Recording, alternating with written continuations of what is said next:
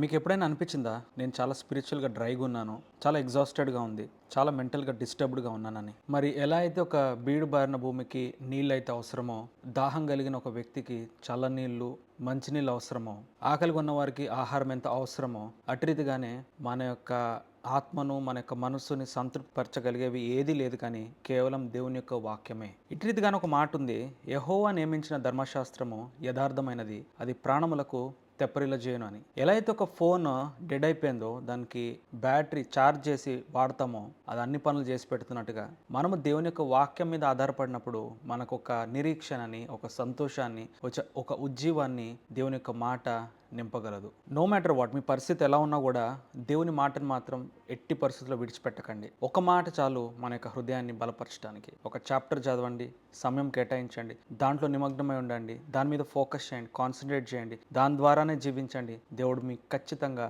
తను తోడయండి మీతో మాట్లాడి మిమ్మల్ని బలపరచును గాక. Follow for more spiritual advises. God bless you all and praise the lord.